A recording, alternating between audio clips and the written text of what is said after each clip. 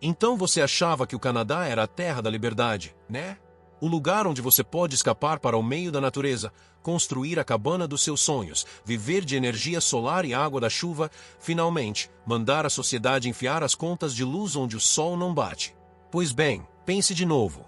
Porque enquanto você estava ocupado assistindo a tutoriais no YouTube sobre como construir um banheiro de compostagem e sonhando com o seu paraíso fora da rede elétrica, 5 províncias canadenses têm apertado silenciosamente o cerco regulatório em torno da vida fora da rede. E não se trata de segurança, trata-se de controle, dinheiro e de garantir que você permaneça conectado à rede elétrica, quer queira ou não.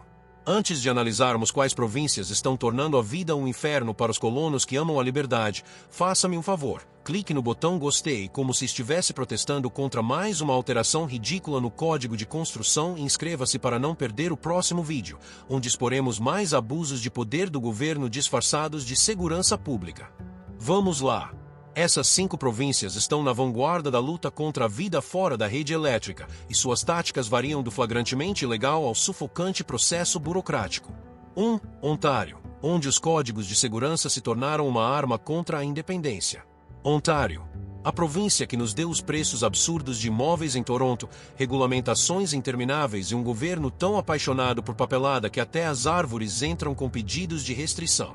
E agora, estão vindo atrás da vida autossuficiente com o entusiasmo de um auditor fiscal que acabou de descobrir uma renda extra não declarada. Comecemos pelo Código de Construção de Ontário de 2024. Em vigor a partir de 1º de janeiro de 2025, essa monstruosidade regulatória contém mais de 1.700 revisões, sim, 1.700, e muitas delas impactam diretamente quem tenta viver fora da rede elétrica. O novo código exige requisitos mais rigorosos para sistemas sépticos, incluindo telas de segurança secundárias obrigatórias sob as tampas dos tanques, padrões atualizados para leitos de infiltração e distâncias mínimas que transformam a instalação de um sistema básico de esgoto em propriedades rurais em um verdadeiro campo minado burocrático. Mas é aqui que a coisa complica. A seção 8 do Código de Construção de Ontário exige que todas as residências tenham energia suficiente para alimentar detectores de CO2 e de incêndio. Parece razoável, certo? Segurança em primeiro lugar. Só que o problema está nos detalhes. As leis municipais em toda Ontário agora interpretam isso como significando que você deve ter eletricidade. Não a capacidade de alimentar dispositivos de segurança, conexão à rede elétrica ou um sistema que atenda aos seus padrões arbitrários. E esses padrões? Eles variam de município para município, criando uma colcha de retalhos de regulamentações onde o que é legal em Thunder Bay pode ser ilegal em Ottawa. A verdadeira repressão começou no final de 2022, quando inspetores de Ontário iniciaram visitas a comunidades isoladas em municípios não organizados, locais para onde as pessoas se mudaram especificamente para escapar das leis municipais. O governo de Ontário, preocupado com condições inseguras e pressão ambiental, passou a exigir comprovação de conformidade com todas as normas aplicáveis para descarte de esgoto, uso de água e construção. Tradução: prove que seu sistema séptico improvisado atende às normas estabelecidas para loteamentos, ou sua casa será interditada. Uma moradora de Clarks Harbour, Cheryl Smith, ganhou as manchetes quando teve seu certificado de ocupação para a própria casa negado porque ela não tinha eletricidade da rede pública, apesar de possuir energia solar em pleno funcionamento. Ela tinha luz, geladeira, aquecimento, tudo o que era necessário para uma vida moderna. Mas a falta de conexão com a rede elétrica impediu a aprovação. Isso não é regulamentação de segurança, é controle institucional disfarçado de assistência social. Os números contam a história. De acordo com dados do Departamento de Assuntos Municipais de Ontário de 2023, os pedidos de licença de construção para propriedades autossuficientes em municípios não organizados caíram 34% após a implementação das novas normas. Isso não se deve ao fato de as pessoas terem deixado de querer viver fora da rede elétrica, mas sim porque a burocracia se tornou financeiramente inviável para o canadense médio. Um sistema séptico básico, que custava $8.000 em 2020, agora exige laudos de engenharia, análise do solo, múltiplas inspeções e certificações de conformidade, elevando o custo total para mais de $20.000. Para muitos aspirantes a moradores autossuficientes, esse é o fim do sonho antes mesmo de começar. Mas o ataque de Ontário à independência não se limita aos códigos de construção. Regulamentos municipais em cidades como Ottawa e Toronto proíbem explicitamente a desconexão dos sistemas municipais de água e esgoto, mesmo que você esteja pagando por serviços que não utiliza. Você pode gerar sua própria energia, perfurar seu próprio poço, instalar sua própria fossa séptica, mas deve manter essa conexão com a rede. As taxas mensais continuam a ser cobradas, independentemente de você usar o serviço ou não. É um modelo de assinatura para serviços básicos e não há botão de cancelamento. O motivo declarado: proteção ambiental e saúde pública. O verdadeiro motivo: receita. Quando as pessoas se desconectam da rede elétrica, os municípios perdem taxas de infraestrutura, custos de conexão e a receita contínua das contas de luz. Uma residência sem acesso à rede elétrica em uma área rural de Ontário representa uma perda de receita municipal anual de aproximadamente $2.000 a $4.000. Multiplique isso por milhares de residências potencialmente sem acesso à rede e você terá milhões em perda de receita. Os governos não gostam de perder dinheiro, então criam regulamentações para evitar perdas. E vamos falar sobre o mecanismo de fiscalização. A Lei do Código de Construção de Ontário dá aos municípios o poder de emitir ordens de conformidade, aplicar multas de até $50.000 por violação e até mesmo obter ordens judiciais para demolir estruturas não conformes. Isso mesmo, se a sua cabana isolada não atender a todas as subcláusulas de um código de construção que muda com mais frequência do que o clima de Toronto, eles podem demoli-la. E já fizeram isso. Em novembro de 2023, inspetores visitaram vários locais isolados da rede elétrica no norte de Ontário. Os resultados? Ainda em análise, jargão burocrático para estamos tentando descobrir como fechar esses locais sem causar um desastre de relações públicas. A declaração oficial do governo de Ontário foi pura hipocrisia, preocupação com a segurança dos moradores e pressão significativa sobre os municípios vizinhos. Tradução: não confiamos que vocês sejam capazes de cuidar de si mesmos e tememos que seu estilo de vida possa inspirar outros. 2. Colúmbia Britânica, Teatro da Energia Verde e conformidade obrigatória da rede elétrica. Colúmbia Britânica. A província que adora falar sobre sustentabilidade, responsabilidade ambiental e energia renovável, até você tentar realmente fazer isso sem a permissão do governo. De repente, você se torna um rebelde perigoso que ameaça o público. Padrões de segurança e ambientais. Bem-vindo à Colúmbia Britânica, onde o sonho verde vem acompanhado de muita burocracia. O Código de Construção da Colúmbia Britânica de 2024, que entrou em vigor em 8 de março de 2024, trouxe mudanças drásticas, literalmente.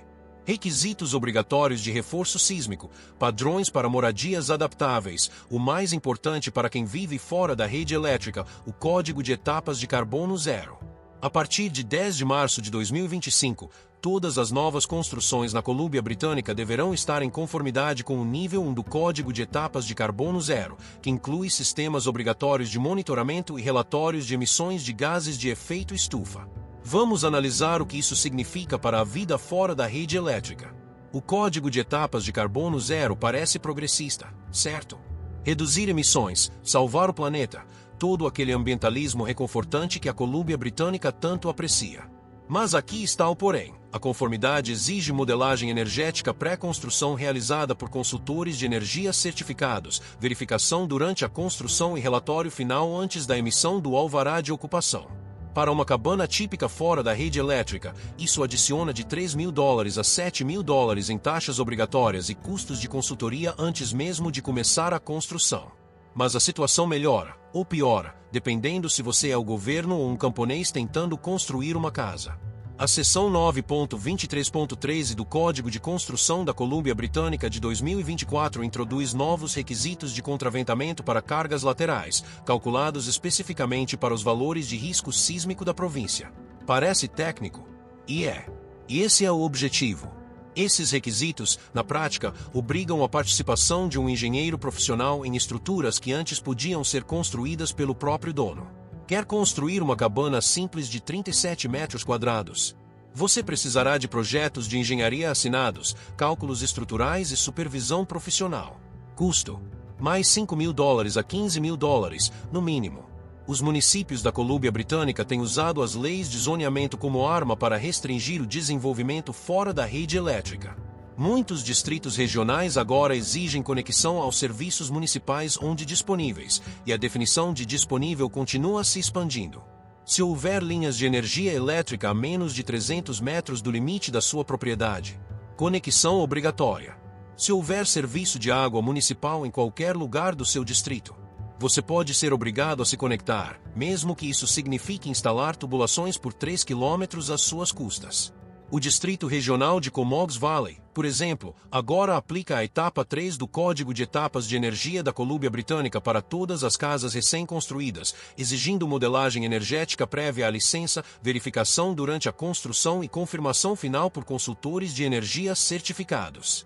As licenças de ocupação estão condicionadas ao recebimento de relatórios finais em conformidade. Sem relatório, sem ocupação legal. E esses consultores de energia? Eles não são baratos, não são abundantes, estão com a agenda lotada por meses porque todo mundo precisa do selo de aprovação deles agora. Eis a parte insidiosa: a Colômbia Britânica se promove como líder em energia renovável. Painéis solares. Ótimo. Turbinas eólicas. Fantástico. Energia hidrelétrica. Maravilhoso. Mas tente usar esses sistemas para alcançar a verdadeira independência energética. De repente, você se depara com barreiras regulatórias. O regulador de energia da Colômbia Britânica introduziu um processo de licenciamento simplificado para projetos de energia renovável em larga escala, fazendas solares, instalações eólicas, linhas de transmissão. Mas e os sistemas residenciais isolados da rede elétrica em pequena escala? Esses ainda exigem a compreensão de códigos elétricos complexos, requisitos de instalação profissional e regimes de inspeção que presumem sua incompetência até que se prove o contrário. E depois há a hipocrisia ambiental. A Colômbia Britânica aprova projetos hidroelétricos gigantescos que inundam vales inteiros, mas condena seu sistema de coleta de água da chuva porque pode afetar os padrões de recarga do lençol freático. Eles aceleram operações de reflorestamento industrial que devastam milhares de hectares, mas te sufocam com burocracia se você quiser colher lenha seletivamente em seus próprios 4 hectares para aquecimento. A mensagem é clara: extração de recursos em larga escala por corporações? Sem problema. Autossuficiência em pequena escala por indivíduos? Perigosa e irresponsável. Os números são alarmantes. Dados da BC Housing de 2024 mostram que as licenças para construção de moradias autossuficientes diminuíram 41% nas regiões do sul da Colômbia Britânica após a entrada em vigor das novas normas. Não porque a demanda tenha caído, mas sim porque o custo da regulamentação ultrapassou o que a maioria das pessoas podia pagar. O sonho de uma vida rural acessível é sufocado por consultores obrigatórios, certificações exigidas e custos de conformidade que muitas vezes excedem o valor da construção. Porque a Colômbia Britânica está intensificando a fiscalização, proteção da receita, lobby da indústria profissional, engenheiros, consultores de energia e empreiteiros lucram com as exigências de participação obrigatória e controle. A retórica ambiental é teatro, a verdadeira intenção é garantir que todas as estruturas prestem homenagem ao Estado regulador. 3. Quebec, onde as leis linguísticas se encontram com os códigos de construção em um inferno burocrático. Quebec, a província que exige que você diga arrête em vez de stop, onde as placas em inglês precisam ter metade do tamanho das placas em francês e onde a burocracia é considerada um esporte competitivo. Agora, eles decidiram aplicar o mesmo entusiasmo regulatório à vida fora da rede elétrica, com resultados que fariam Kafka chorar. O Código de Construção do Quebec, capítulo de edificações, baseado no NBC 2015 com emendas do Quebec, entrou em vigor em 8 de janeiro de 2022 e é uma obra-prima de excesso regulatório disfarçado de harmonização com as normas nacionais.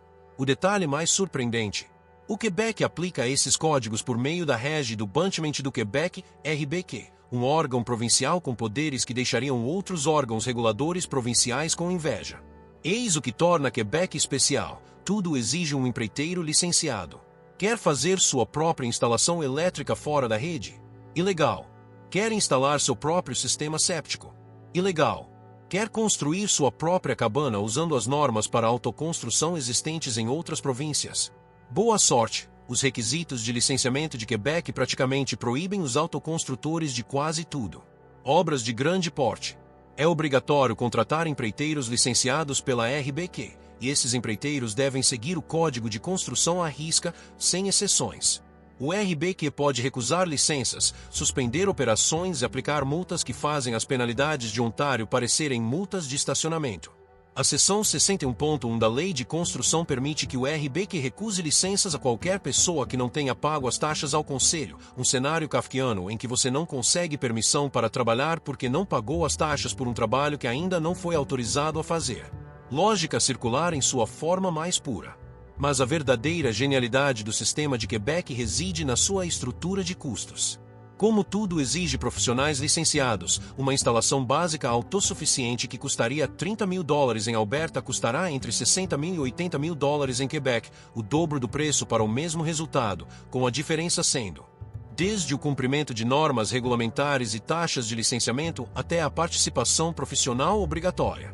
É um programa de empregos para empreiteiros e consultores, financiado por pessoas que simplesmente querem viver de forma simples. O Código Elétrico de Quebec, CSAC 22.1018, capítulo 5º, em vigor desde 1º de outubro de 2018, é particularmente rigoroso para sistemas isolados da rede elétrica. A instalação de painéis solares exige eletricistas licenciados.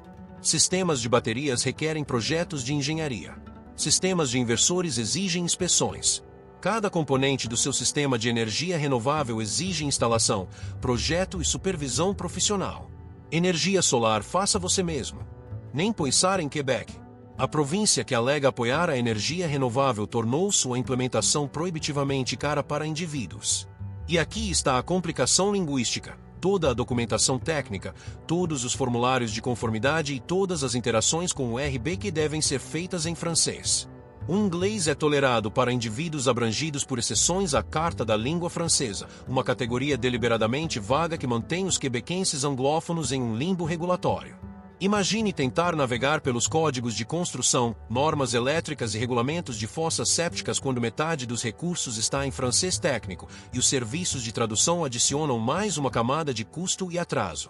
Os dados são reveladores. Quebec tem a menor taxa de vida autossuficiente entre as províncias canadenses com geografia rural comparável.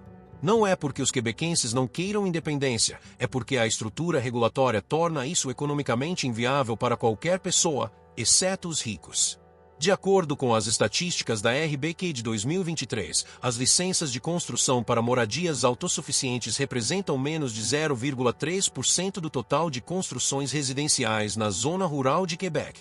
Compare isso com os 4 a 6% em áreas rurais semelhantes de Ontário e da Colômbia Britânica, e a supressão regulatória se torna óbvia. 4. Alberta, onde a retórica conservadora encontra a realidade regulatória. Alberta. A província que se orgulha de ser o bastião conservador do Canadá, onde a liberdade está no DNA provincial e a interferência excessiva do governo é considerada um anátema. Exceto quando se trata de vida autossuficiente, onde as ações de Alberta contam uma história bem diferente da sua retórica. O Código Nacional de Construção, edição de Alberta de 2023 entrou em vigor em 1º de maio de 2024, trazendo requisitos de energia escalonados e novas restrições que impactam diretamente as aspirações de autossuficiência energética.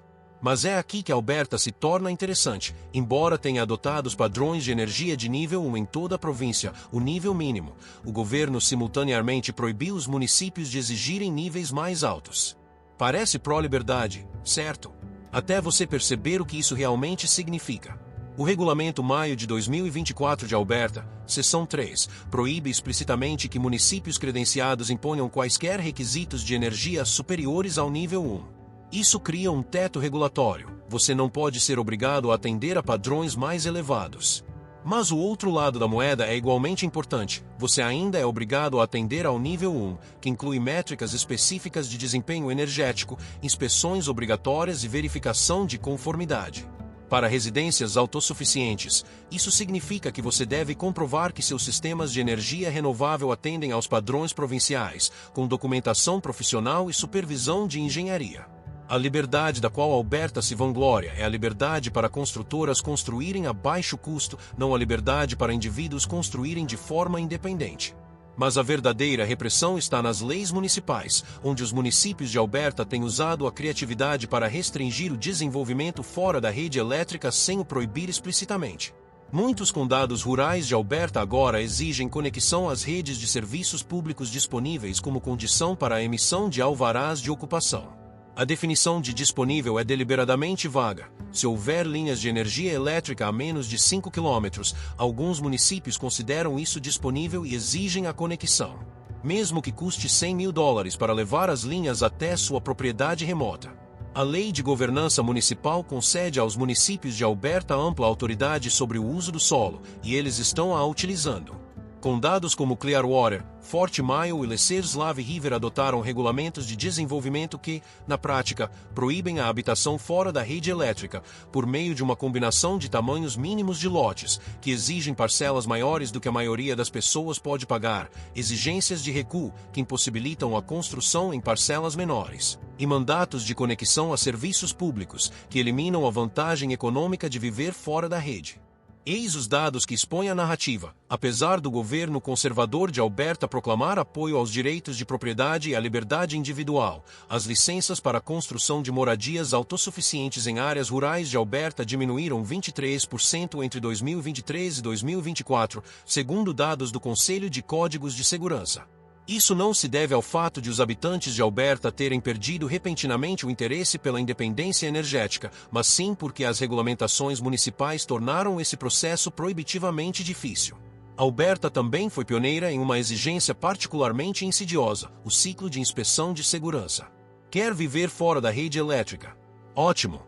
Mas sua estrutura precisa passar por inspeções elétricas, mesmo que você não esteja conectado à rede, inspeções hidráulicas, mesmo que você não esteja usando água da rede pública, inspeções de gás, mesmo que você esteja usando propano de fornecedores privados. Cada inspeção custa de $150 a $400, e cada uma pode resultar em modificações obrigatórias que exigem uma nova inspeção. Só as taxas de inspeção podem ultrapassar $3 mil para uma cabana simples fora da rede elétrica. E vamos falar sobre a postura progressista de Alberta em relação às energias renováveis. A província que alega apoiar todas as fontes de energia transformou a instalação de energia solar residencial em uma verdadeira maratona burocrática.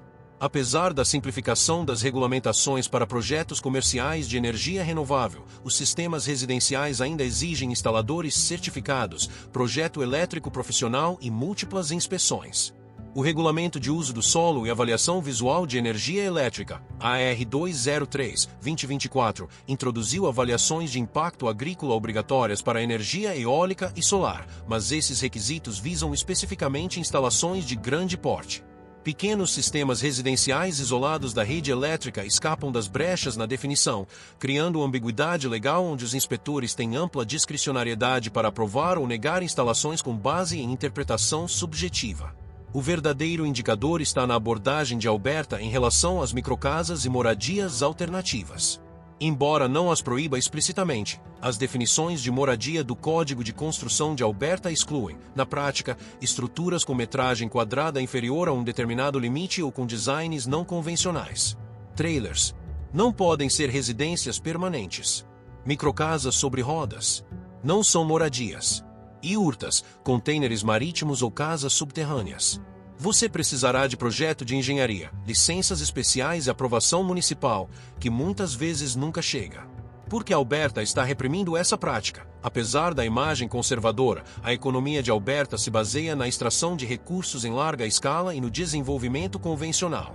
Viver fora da rede elétrica representa uma competição ideológica, uma prova de que as pessoas podem prosperar sem depender de grandes corporações. Infraestrutura.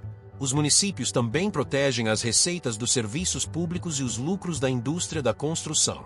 A liberdade que Alberta vende é liberdade para corporações, não para indivíduos. 5. Nova Escócia. Província pequena, grande problema de controle. Nova Escócia. Charme marítimo, brisa do oceano e um governo que aparentemente acredita que cada cidadão é um potencial desastre ambiental prestes a acontecer. Esta pequena província tem uma influência muito maior do que o esperado em termos de interferência regulatória, com restrições ao uso de energia fora da rede que fariam províncias maiores corarem de vergonha. O ataque da Nova Escócia à vida fora da rede elétrica tem menos a ver com novos códigos e mais com a aplicação rigorosa dos já existentes. A província não precisa de novas regulamentações chamativas quando pode simplesmente usar como arma as que já estão em vigor. E foi exatamente isso que fizeram. Lembra-se de Cheryl Smith, de Clarks Harbor? A história dela não é um caso isolado, é uma norma oficial. A Nova Escócia exige certificados de ocupação para residências, e esses certificados exigem conformidade com os códigos de construção provinciais. O problema: os códigos de construção exigem energia adequada para sistemas de segurança.